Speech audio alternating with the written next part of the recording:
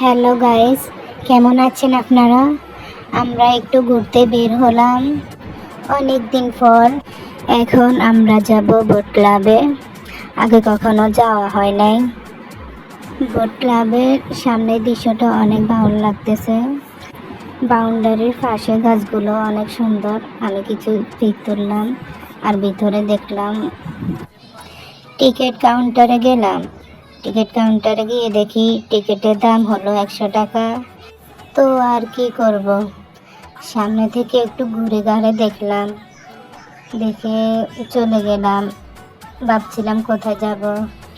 তারপরে চলে গেলাম নেপালে। নেপালে একটা নতুন জাহাজ উঠেছিল।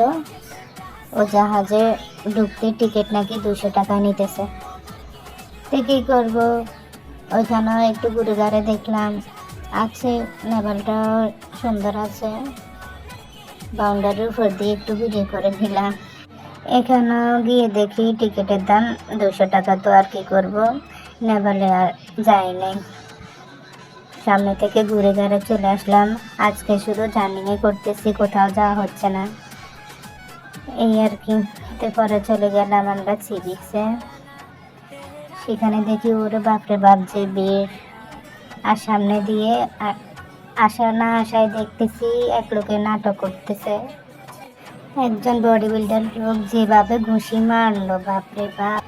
রোহান আর ফয়েজ ভাইয়ের মেয়ে ঘোড়া তুলতেছে। রোহান বলতেছে উঠবে না, তাকে না। তো আর কি করা, রোহান নেমে গেল, ফয়েজ ভাইয়ের মেয়ে ঘুরে আসলো। ফয়েজ ভাই বলতেছে আমি ওকে ঘুরে আসি, তোমরা দাঁড়াও।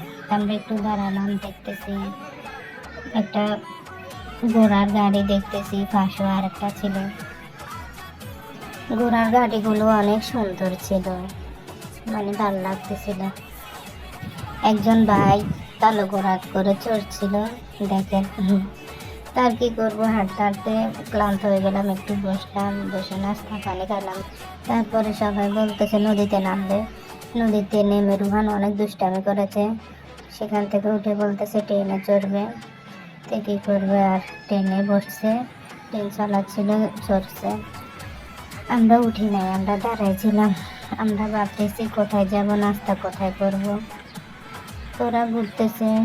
কিছুক্ষণ ঘোরার পরে এসে আমরা নাস্তা করার জন্য যাব বলতেছিলাম। রুহানের বাবা বলতেছে আলিফ রেস্টুরেন্টে যাবে। গেলাম, সেখানেও মানে সব কিছু আছে, অনেক সুন্দর আছে। আপনারা যে আমি গিয়ে আমার থেকে খুব ভালো লাগছে। রুহান তো ঘুমাচ্ছিল। আমাদের সাথে ফুলের সাংকেরারা বসছিল খাবার খাওয়ার জন্য।